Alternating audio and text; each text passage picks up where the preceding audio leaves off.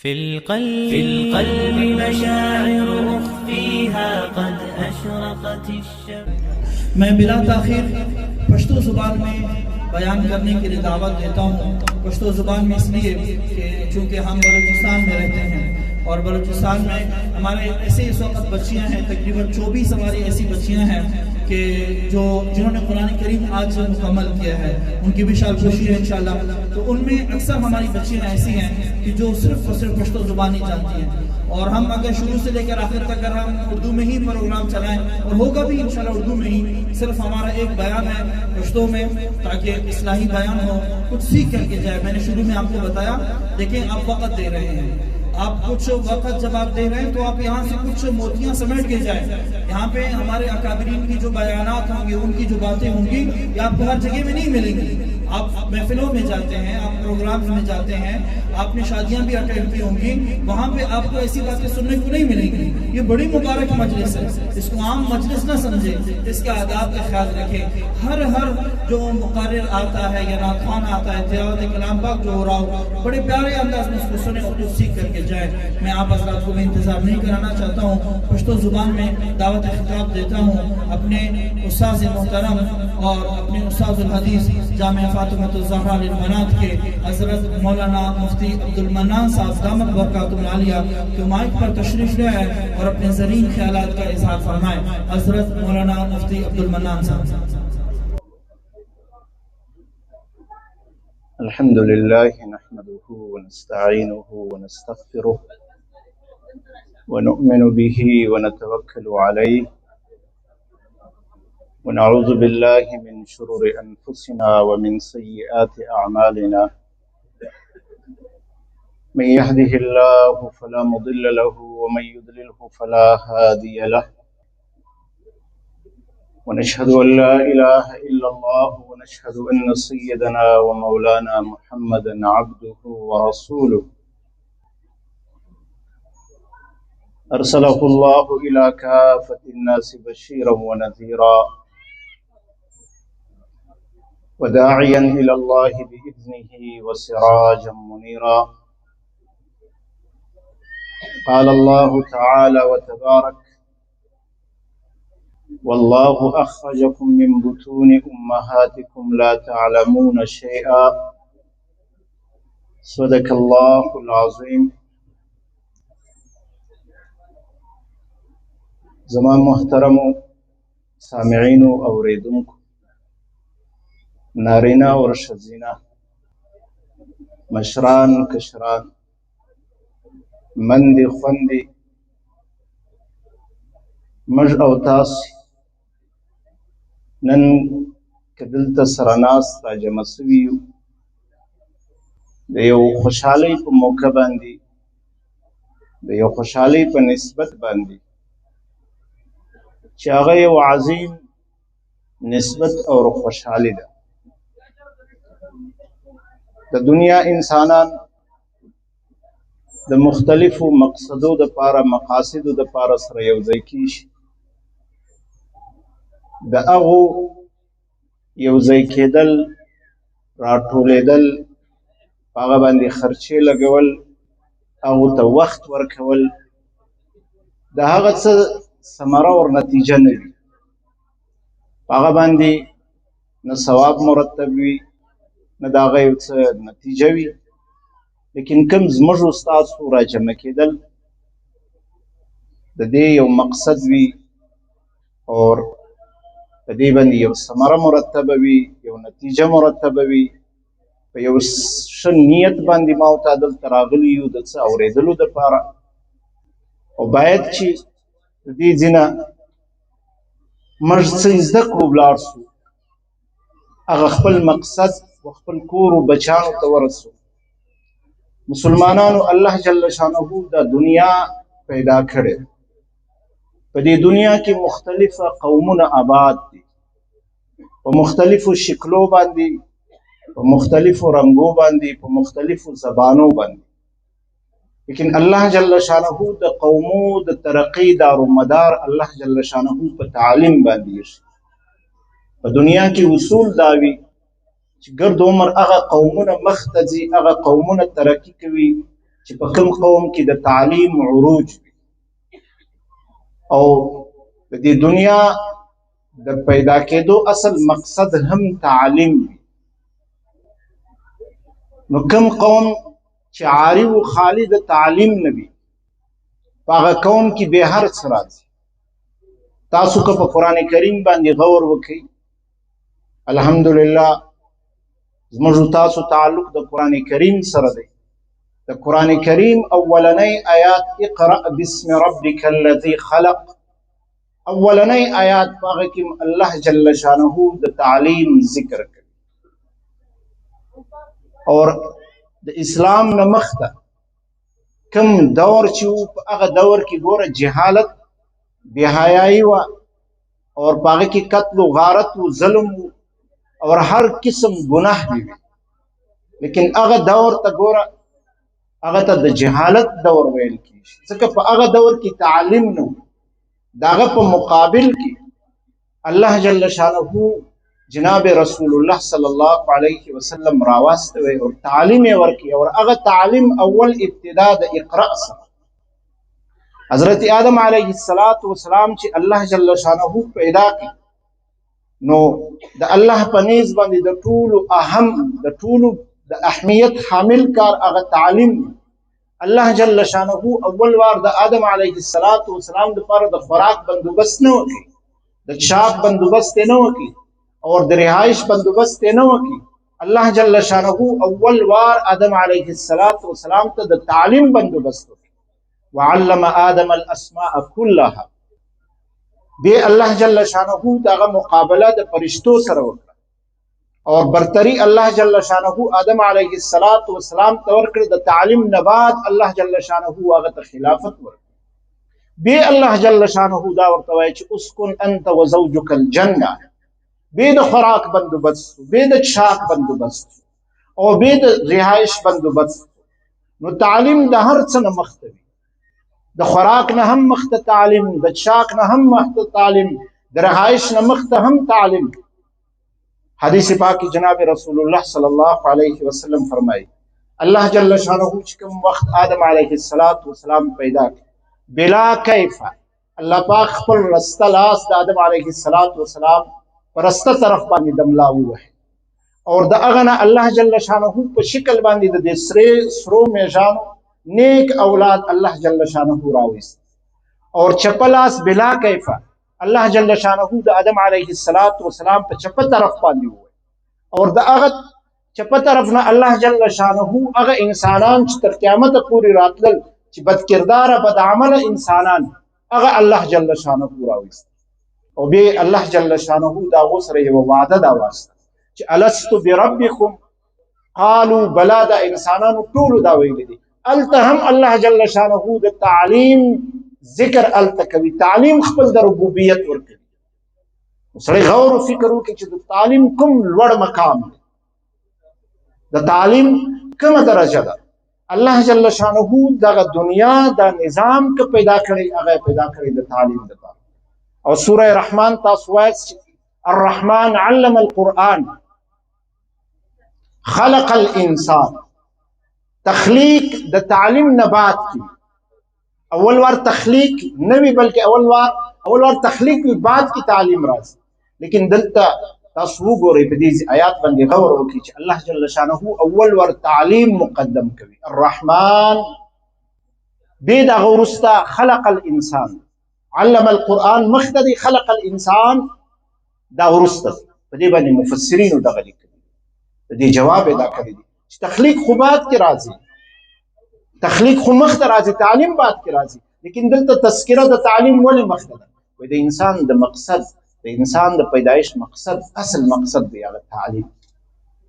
تاسو وګورئ بچی چې په کور کې پیدا سي نو اول وار الحمدلله موږ تاسو مسلمانان د هغه بچی د پاره د اذان بندوبست کو، په غوږ کې اذان کو، په هغه کې هم ګوره د درې شی تعلیم و دې بچی ته موږ ابتداء ورکو.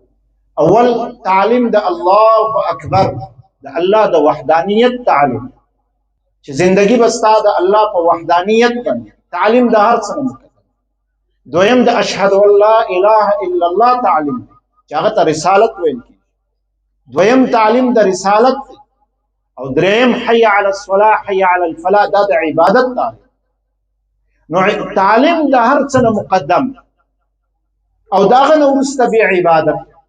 ځکه که چیرې تعلیم نه وي عبادت هم ځای نه نیسي، هغه عبادت هم بې مقصده وي، د هغه نه وروسته بیا حسن معاشرت. نو د تعلیم کوم مقام الله جل شانه موږ تاسو ته راکړي او زما او ستا نظر څه دی نن سبا د دې تعلیم متعلق چې زه ورته ځان د دې تعلیم نه زما او ستا کور زما او ستا بچان هغه د دې قرآن نه او د دې حدیث نه د دې تعلیم نه د دې زده کړې نه د دې مدرسې نه دې د ما او تا نن په کوم نظر باندې کوو؟ په انسان باندې اول حق هغه د انسان د خپل ذات او د نفس، او دویم حق هغه د اولاد، دریم حق هغه د معاشره، او د دې درو سرو دار و مدار د په تعلیم باندې.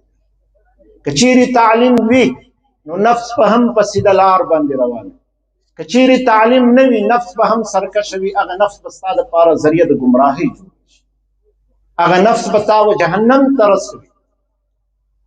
اور دویم اولاد، که چیرې تعلیم وي نو اولاد به ستا هغه خیر باقي وي، ته که یې په دنیا کې که نه هغه اولاد ستا دپاره یو خیر باقي، اور ستا د پس له مرګه هغه تا په نیکو دعاو کې یادوي، تا به په ښه نامه باندې یادوي، ستا دپاره به یو لوړ نوم وي.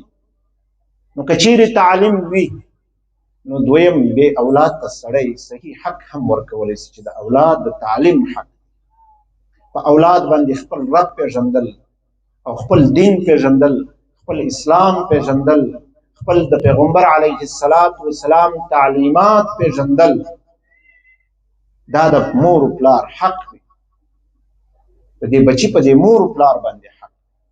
لیکن نن زما او ستا ماحول معاشره داسې ده چې د کور هر څه ضرورت خو زه پوره کوم، که د روپي ضرورت وي که د ډېرو ضرورت وي، هلته زه ځان ذمه داره ګڼم او ځان د هغه ماخوذه ګڼم چې دې کور ته به زه دا راوړم، لیکن د دې زه ځان ماخوذه او ذمه داره نه ګڼم چې زما بچی نن په کومه خوا باندې روان، زما بچی نن د الله سره څومره تعلق دی، زما بچی ته ما د قرآن تعلیم ورکړی دی که نه، د حلال او د حرام تعلیم د بچی سره شته که نه، او د معاشرې او د اخلاق او د اداب د مشر عزت د دې تعلیم د بچی سره شته که نه. او دریم د معاشرې، که چیرې تعلیم وي نو معاشره به هم بهتره وي، که چیرې تعلیم نه وي نو معاشره کې هم بګاړ وي، په معاشرې کې به هم خرابي.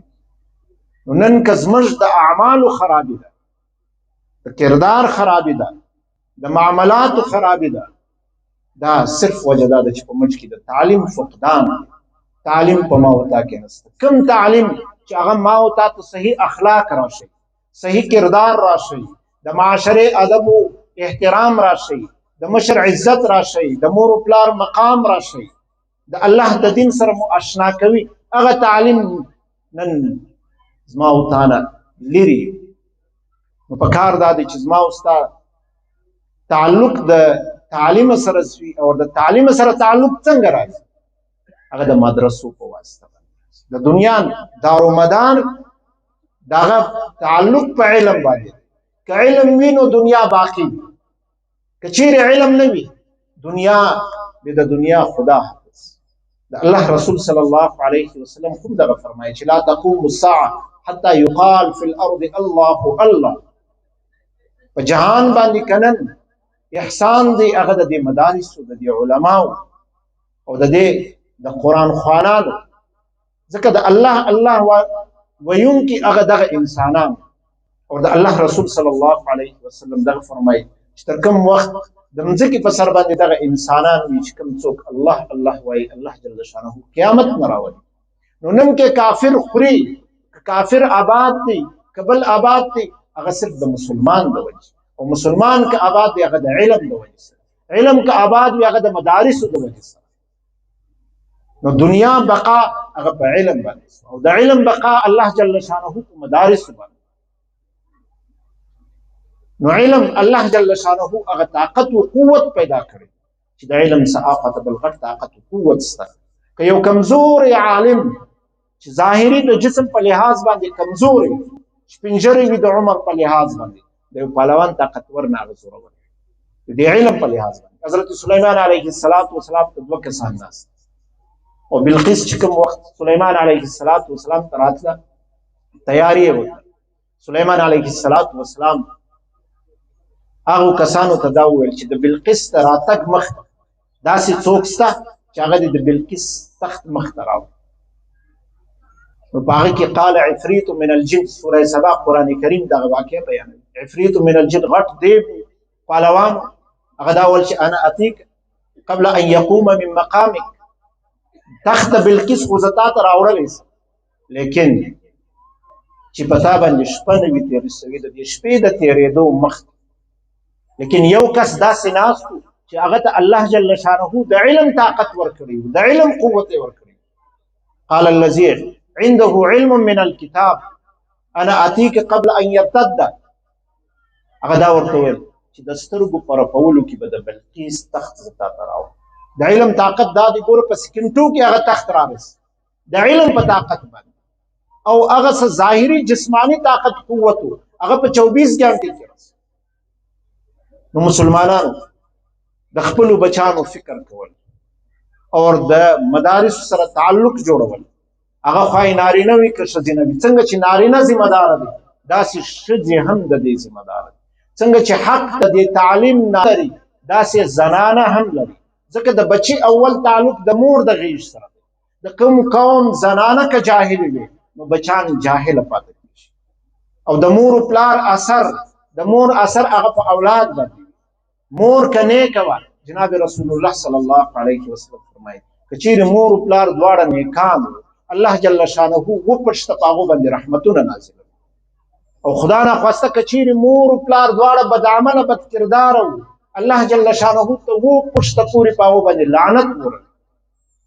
نو دغه بچان دا ضرور سبا به د چا پلار جوړېږي، سبا به د چا مور جوړېږي.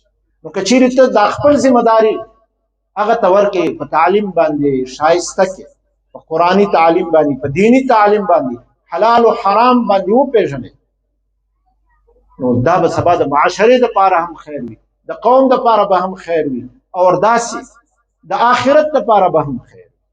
نو تعلیم دا د انسان د هر انسان خواهی نر وي یا ښځه دا د هغه بنیادي حق. څنګه چې د بچي تعلق د پلاره دومره تعلق یې د مور سره دی. د مور غېږ اوله درسګاه ده. زموږ په بزرګانو کې داسې سوي دي چې د هغو اول ابتدا هغه د مور سره کوي. قاري حبیب الرحمن صاحب رحمت الله علیه یو وخت بیان کې دا ویل چې ما سوره ملک، سوره واقعه دا د ما د مور په غېږ کې زده کړی و، د مور سره ما زده کړی و. لیکن نن زموږ مندې هغه جاهله پاتې وي په قرآن باندې. شیخ زکریا صاحب رحمه الله فضائل الاعمال کې خپل د کور واقعه لیکي چې په رمضان کې د مصروفیت باوجود زموږ د کور زنانه روزانه لس پارې تلاوت کوي. هر سړی د خپل د کور فکر وکړه چې زما په کور کې کوم ماحول دی، آیا دا زما د کور د زنانو قرآن کریم زده دی که نه، د ورځې څومره پارې ادا کوي. زموږ استاد محترم شیخ صاحب مولانا ترابي صاحب هغه دا فرمایي چې دا زموږ کورونه داسې سوي دي لکه هوټلان، 24 ګنټې په هغې کې چولې بلې. په کور کې که چیرې د زنانې نه سالم هغه مالګه زیاته سي، مثاله زیاته سي، خو هلته سړی ناراضه کېږي. که شی ډوډۍ بې وخته سي سړی ناراضه کېږي، هغه خاوند په غصه کېږي. لیکن که چیرې لمونځ بې ټیمه سي هلته څوک د پوښتنې والا نه وي. او د دې دا تاسو په خپله د ځانه سره سړی فکر وکړي چې دا زنانه ما کور ته راوستلې، آیا تا یو ورځ د دې نه دا پوښتنه کړې ده چې ته دا لمونځ ماته تېر کړه؟ پوره زه ستا ذمه داره یم، ستا خاوند یم، ستا د هر څه زه ذمه داره یم. دا لمونځ ته په کوم ترتیب باندې کوې؟ دا لمونځ ستا زده دی که نه دی زده؟ زده کړی دی د چا سره؟ نو دا فکر که ما او تا ته را پیدا کوي هغه یې دغه مدرسې را پیدا کوي. او که چیرې مور هغه زنانه داسې زنانه وه نیک عمله وه، د قرآن سره یې تعلق و، د الله د دین سره یې تعلق و، د بچي تربیه یې ښه وه، نو هېڅکله بې بچی نه خرابېږي. والی کابل امیر دوست محمد خان د امیر عبدالرحمن نیکه تیر سوی قاری طیب صاحب رحمه الله دغه واقعه لیکلې چې په هغه ملک باندې انګریز حمله وکړه، دشمن حمله وکړه او بیا کور ته حوالدار راغلی چې اسلامي فوجونه دا په شکست باندې د شاته را روان. نو پوښتنه دا وسوه چې کمان مخ ته څوک دی؟ وایي شهزاده دی، د امیر دوست محمد خان زوی، هغه د دې فوج مخکشه. هغه زنانې مور یې دا وویل، د امیر دوست محمد خان کور والا ده، د دې شهزاده مور ده، هغې دا وویل چې دا لشکر هیڅکله شاته راتللی نشي. هغه امیر ورته وایي چې د میدان نه زه را روان یم، ما ته پته شته چې لشکر په شکست باندې دی، ورته وایي دا شاته راتللی نشي. ورځ تېره سوه، حال راغلی چې مسلمانانو فتح حاصله کړه او د هغه زنانې خبره یې اوس دماغ ته راغله. بیا یې د زنانې نه پوښتنه وکړه چې دا په کوم بنیاد باندې دا خبره کوي؟ وایي کوم وخت چې دا بچی زما ورحم ونس ته راغلی دی، ما دې ته دغه بچي ته مشتبه مشکوکه ګوله نه ده ورکړې، په خپل لاس ما ګټلي دي، دا بچی مو رالوی کړی، دا خپل پاکې شیدې مو په هغه باندې د حلالې ګولې ورکړي، د هغه تربیت ما کړی دی. نو د حلالې ګولې بچی اور هغه ته که ما شیدې ورکړي دي په اوداسه مو ورکړي اور 2 رکعته نفل مو کړي، داسې بچی به هېڅکله شاته نسي راتللی. هغه خو به یا کامیابه وي یا به میدان ته وي، یا خو به شهادت وي یا به میدان ته. نو مندو ته دا پکار دی چې خپل د بچانو فکر وکړي. اوله درسګاه هغه د مور غېږ ده، د مور څنګه فکر داسې الله جل شانه هغه بچی ورکړي. نو زما او ستا دپاره مخته ما وویل چې څنګه دا تعلیم بنیادي حق د نارینه دی، داسې د ښځینه هم دی، ځکه دا جهنم که د نارینه دپاره دی د ښځینه دپاره هم دی، دا جنت که د نارینه دپاره دی دا د زنانه دپاره هم دی. څنګه چې زه د ځان دپاره د جنت فکر کوم، نو د خپل زنانو خپل د کور خپل د بچانو دپاره یې ولې نه کوم؟ هغه فکر هغه دا دی چې زما تعلق د تعلیم سره، بیا الله جل شانه هغه طاقت و قوت په دې تعلیم کې چې د دنیا تمام طاقتونو په یو طرف باندې، خو د علم طاقت په بل طرف باندې. آخري واقع بیانوم، خبره ختموم. دهلی کې تفسیر منار علماء ته معلوم دي، اور په رابعه کې چې کوم کتاب مجموعه نور الانوار د دې مصنف هم دغه دی، ملا جیون، او دا د دهلی مسجد جامع مسجد خطیب بادشاہ استفتاء مسله پوښتنه یې وکړه چې زه خو بادشاہ یم اور د ابریشن کپڑے زما دپاره څنګه، اور د الله رسول صلی الله علیه وسلم دغه فرمایي چې زما د امت دپاره الله جل شانه د ابریشن کپڑے حرامې کړي، په دنیا کې به دا څوک نه اغوندي. نو کوم چې درباري ملایان د بادشاه ملایان بادشاه یې نسو ناراضه کولی، هغو دا ورته ویل چې ته خو بادشاه یې، ستا دپاره هېڅ قانون نشته، ته د قانون نه مستثنا یې، ته اغوستی سې. اور حالانکې دا دی چې د الله د رسول فرمان خو دا دی چې اغوستل منع دي په دې امت باندې په دنیا کې. هغه کس دا ورته وویل، هغه بادشاه دا ورته وویل چې تر هغه وخته پورې زه په دې فتوا باندې عمل نسي کولی، نه سي اغوستی چې ما ته ملا جیون تفسیر منار والا ملا منار ما ته فتوا نه کړه. هغه ته فتوا راله چې بادشاه مسله دا پوښتنه کړې ده چې دا ابریشم کپړې زما دپاره اغوستل څنګه دي، ځکه بادشاه. نو هغه په جواب کې دا ویل چې د جمعې په ورځ د دهلی جامع مسجد په منبر باندې به زه دا مسله بیان چې ټول د دهلی عوام راس، هغه وخت کې باچاهان نیکان هغه هم مسجد ته راتلل، لمانځه ته راتلل، د بادشاه په موجودګۍ کې به دا مسله زه بیان. بادشاه راغلی، جمعې ورځ خلک انتظار و چې اوس ملا منار به کومه فتوا ورکړي. هغه په جواب کې دا وویل چې مفتی و مستفتی هر دو کافرن، کم چا چې پوښتنه کړې ده او کم چا چې د دې جواب ورکړی دی، دا دواړه خارج دي د ایمان، دواړه کافران، ځکه د الله رسول منع کړي دي، ته څوک چې اجازه ورکړي. بادشاه وارنټ گرفتاری جاری کړي چې مولوي صاحب دې گرفتار شي، او د بادشاه زوی د مولوي صاحب شاګرد، او د بادشاه زوی شاګرد زوی ته ویل چې زما وسله راکړه. د مؤمن وسله څه ده؟ د مؤمن وسله څه ده؟ هغه د مسلمان او دست وضو دی. الوضوء صلاح المؤمن، د مؤمن سلاح هغه د مسلمان او دست. मोमिन बा हमेशा मुसल्लह चीरी ची जरूरत हो अल्लाह तखपल राज व नियाज पल उज़र अल्लाह त बयान का अल्लाह जल्ल शानुहु हस्ता मतलब मकसद दर पूरा कर अल्लाह रसूल सल्लल्लाहु अलैहि वसल्लम दी उम्मत को दक माबेंस के खबर अल्लाह रसूल सल्लल्लाहु अलैहि वसल्लम ने फरमाई कि स्माद उम्मत और द नूर उम्मतो फर्क बचुई पौरज द क़यामत गुर्रम मुहज्जलीन दी उम्मत अज़ाब रोशान चमकदार द उम्मत मुहम्मदिया पहचान पौरज द क़यामत शनाख्त बदावी कि द अज़ा कम आजाद और दासे दिदाबन दासी जलीज लकत मर और दा खुसूसियत अल्लाह जल्ल शानुहु द साबिका उम्मतो व अंबिया तवर करे अल्लाह वदी उम्मत तवर करे अगर मौली साहब चिजमा वसला राखा वसला चिशदा अगर अवदास लोटा राखा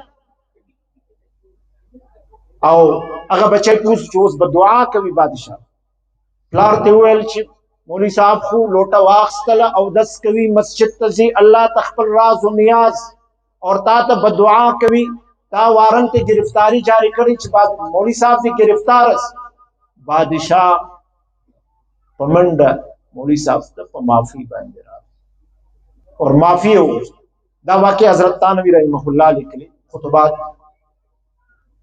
भाई कचेरी बादशाह माफी न वया खस्ते अल्लाह बदती मौली साहब त ताकत न पदे रस बांधे टोल देहली पदाबल उल्टा कड़े दा द इल्म ताकत की मुसलमान अल्लाह जल्ल शानुहु पर दुनिया की दुमरा ताकत व कुव्वत वर्की और पर आखिरत की कम एजाज ची अल्लाह जल्ल शानुहु दा वर्की हदीस पाक औरज द क़यामत कमी कुर्सी ची अल्लाह जल्ल शानुहु द अंबिया अलैहिमुस्सलातु वस्सलाम द पार लगवी अगर कुर्सी द उलमा द पार यानी अंबिया अलैहिमुस्सलातु वस्सलाम और उलमा दा पे यो कुर्सी बंदी सिर्फ फर्क बदावी ची द अंबिया अलैहिमुस्सलातु वस्सलाम को कुर्सी बंदी ब मोहर द नबुवत और द उलमा को कुर्सी बंदी ब मोहर द नबुवत नो दी उलमा पदे माशरा बांधी पदे माहौल बांधी पदे निजाम बांधी पदे कायनात बांधी एहसान दे मा कान अल्लाहु लियुअज़्ज़िबहुम व अंत फीहिम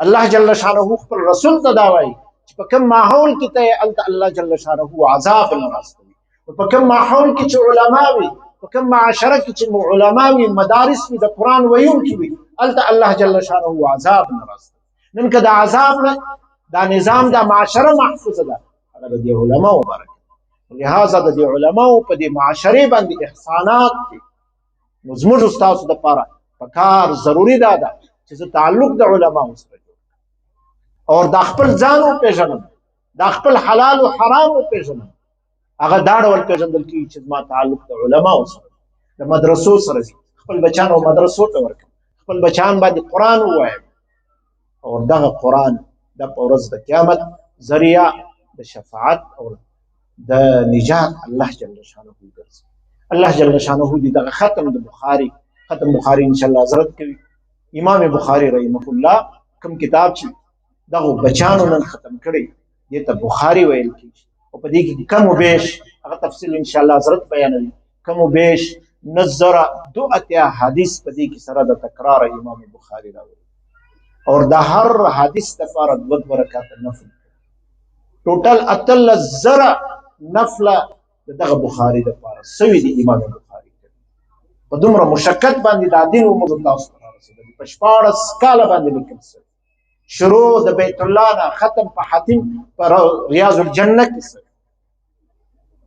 वक्त तकरीबन मुख्तसर दी मेहमान रागली दी अल्लाह जल्ल शानुहु दी पदा खबरों बांदी मुझे तास्त अमल तौफीक रा कि सुब्हानक अल्लाहुम्मा व बिहम्दिक अशहदु अल्ला इलाहा इल्ला अंत अस्तगफिरुका व अतूबु इलैक कभी नेज़ा कभी खंजर कभी तलवार बन जाए खिताबत की गुलिफशानी मुसल्लम है ज़माने में खिताबत की गुलिफशानी मुसल्लम है ज़माने में नजाशी के आगे जाफर तैयार बन जाए।